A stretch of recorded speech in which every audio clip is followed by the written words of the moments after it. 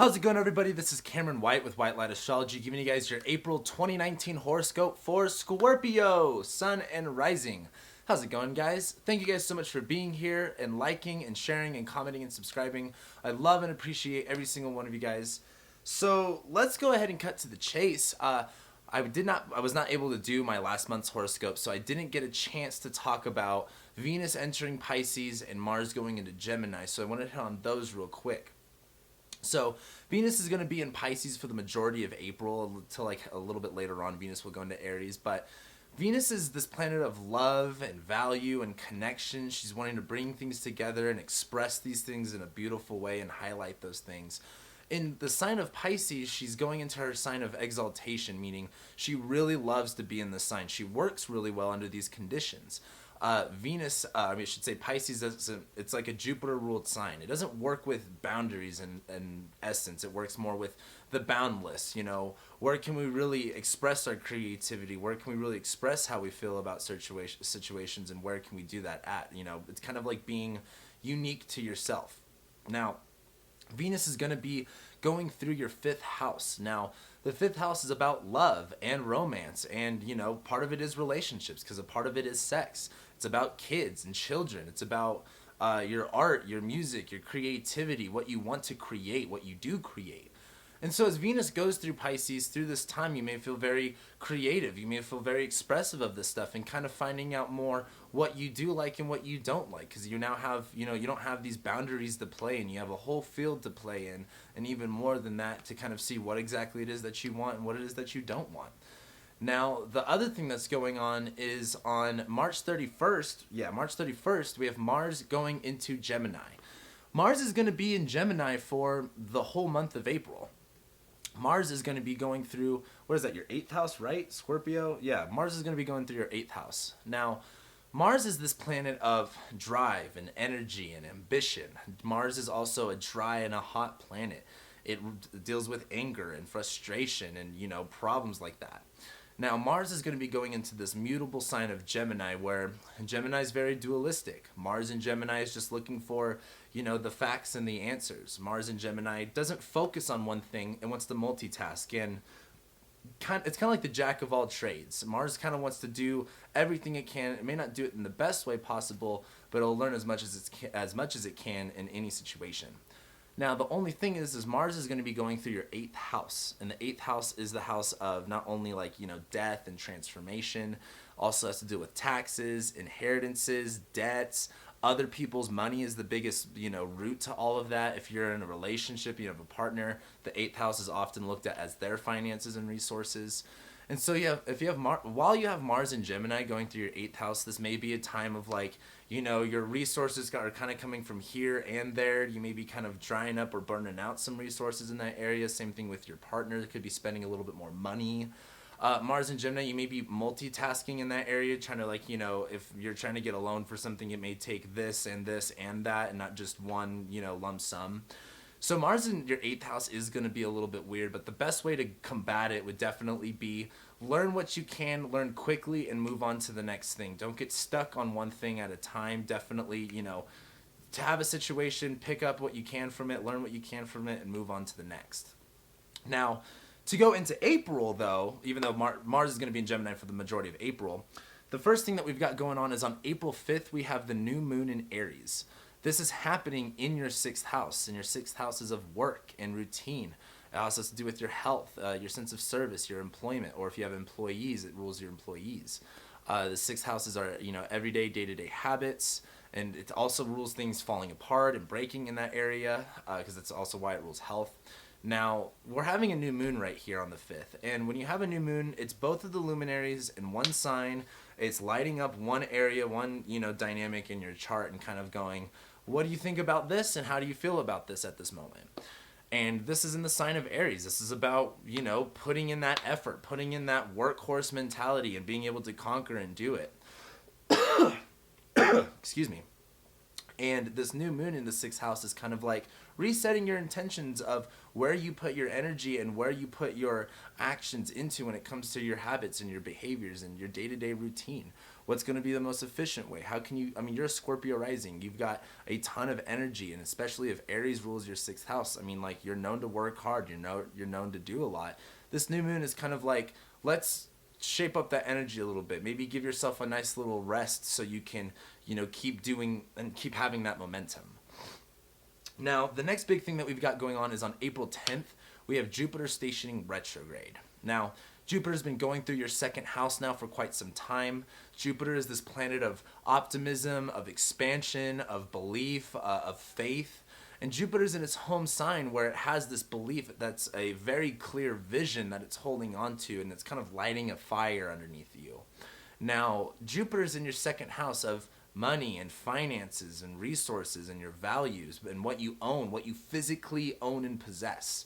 And Jupiter can be expanding in this area. You could just be noticing, you got a lot of stuff now, or you're hoarding things, or you're making more money, or you're having a better idealistic sense of what your values are. Jupiter stationing retrograde is going to be going over everything that Jupiter was just flying forward in, and this is going to be a time of reflecting on, do these ideas, match your beliefs? Are these the ideals that you want? Is what you're receiving in alignment with the vision that you have? And what do you need to change? What do you need to learn? What do you need to believe in order to manifest those things? Now, Jupiter is going to be retrograde for the next couple months until about August. And that's when he'll station direct, and that's when all of that stuff will start to kind of accumulate again.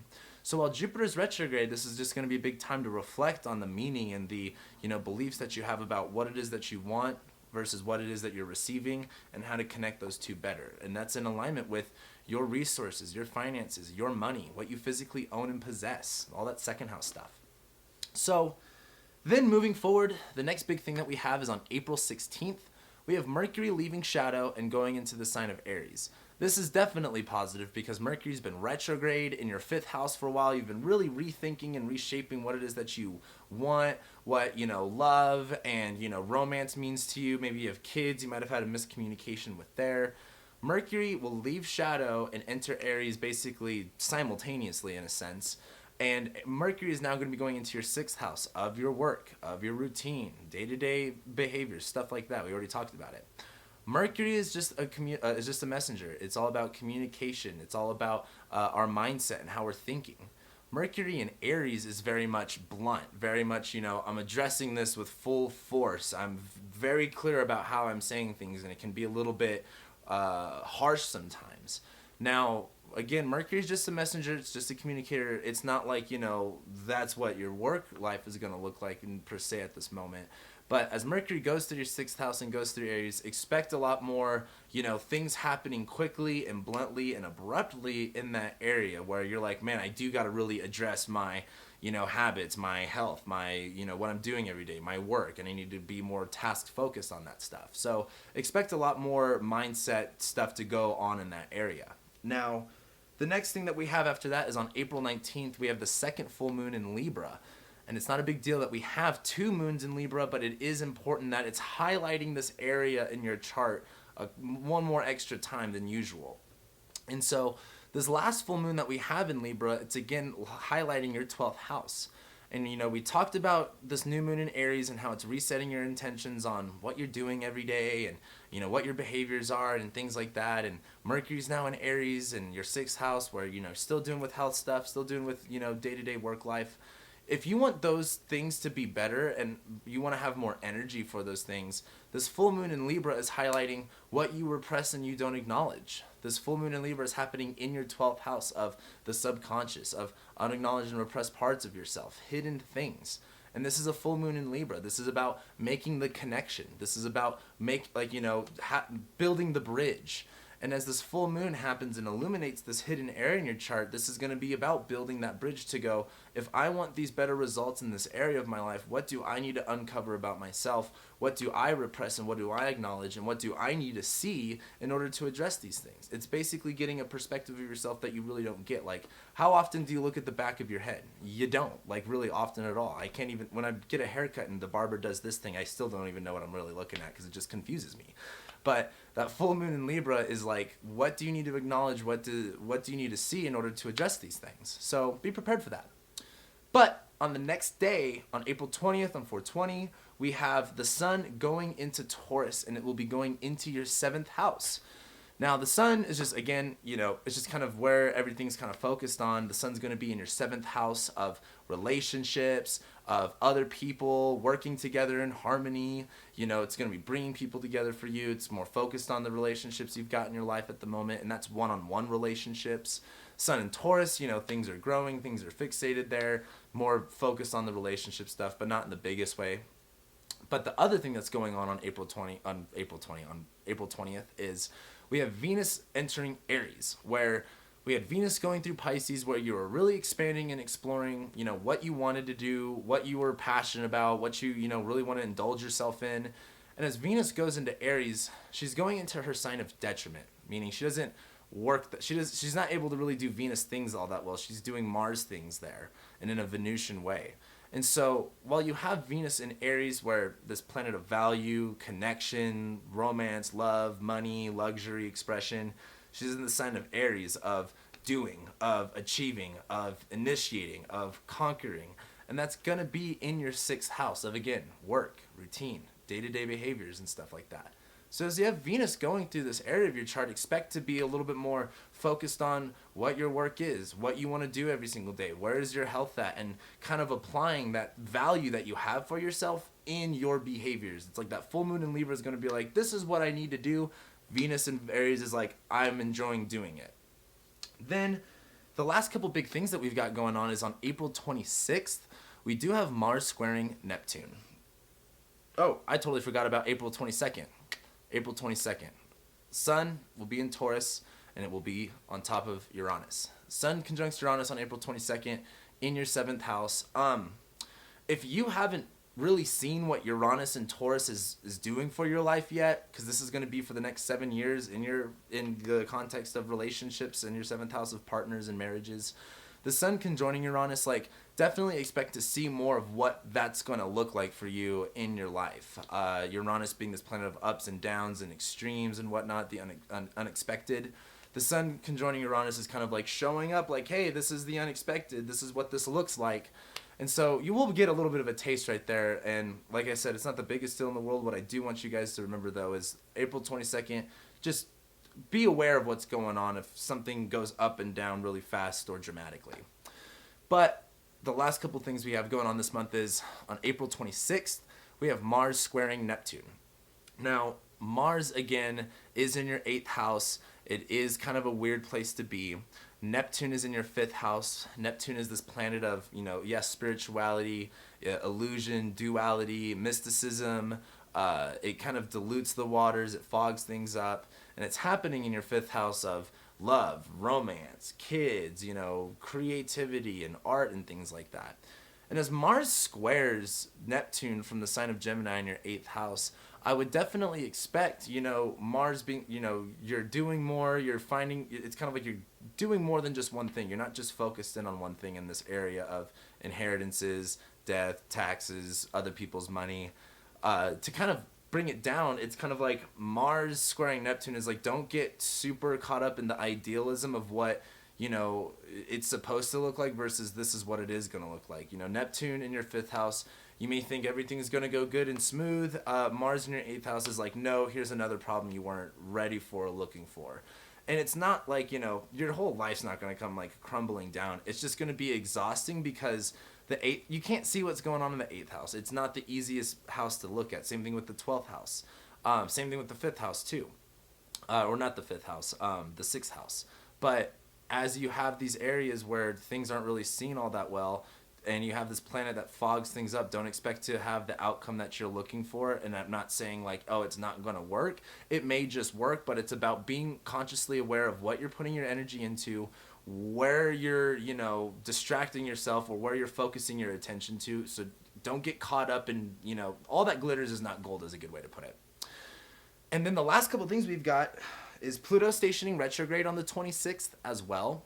And this isn't the biggest deal, but I wanted to hit on this because the South Node is going to be on top of Pluto this whole month. Pluto's in Capricorn. It's in your, what is that? That's like your, I can't even think right now. I can't. It's in your 3rd house. I don't know why I couldn't think of that. Anyway, Pluto's been in your third house for a while. So the third house is like, how you communicate, how you speak, how you write. It rules siblings. It's about your neighbors. It's about how you utilize yourself and your energy and what you kind of do with it. As Pluto's been through here for, 10, 11 years now, Pluto, it's building up, it's stationing retrograde. Pluto's about fear. Pluto's about, big level scary stuff. The South Node going on top of Pluto is kind of like the fears and the anxieties and the problems of crumbling infrastructure that you could see with Pluto and Capricorn in your third house, of things like utilizing yourself, what are you doing, how are you saying it. The South Node going over Pluto is kind of like, if the house is crumbling, don't just stay in the house, get out of it. And you'll feel a lot less, stressed out or freaked out that the thing's going to collapse on you if you just get out of there. And as we move forward into April 30th, the South Node is then going to hit Saturn, where Saturn can feel like walls and limitations and borders and, just hard stuff to deal with when it comes to third house topics. Like I said, your communication, how you speak, how you write, your siblings, your neighbors, how you utilize yourself. And the South Node going over Saturn is kind of like, hey, these things can look like limitations and walls, but how are we going to step away from that and utilize this as strengths? It's kind of like, I just made this last analogy in my Leo video, but it's like, rather than being backed up into a corner, into a wall, turn around and climb the wall and get over on the other side. That's kind of like South Node over Saturn, and this is going to be a pretty predominant feeling over this next month. So my biggest suggestion is, don't be afraid. Like, look at your situation a different way. Look from, I don't want to say a different perspective, but it's kind of like, what can feel challenging, what can feel limiting it right now, use that to your advantage as a foundation for support. And that sounds very counterintuitive. However, with you guys being this is your third house, this is, siblings, this may not even always affect you, to be specific, but it really just comes down to, utilizing, it's kind of like playing a trick card or something like that. Like, if someone's going to punch me, if I just dodge it, they just wasted more energy and they just missed that, and now I have an opportunity to punch them back. It's kind of like using that to your advantage. But with that being said, that's what I've got for you guys. So thank you guys so much for being here and liking and sharing and commenting and subscribing. I love and appreciate every single one of you, and I'll be seeing you next month.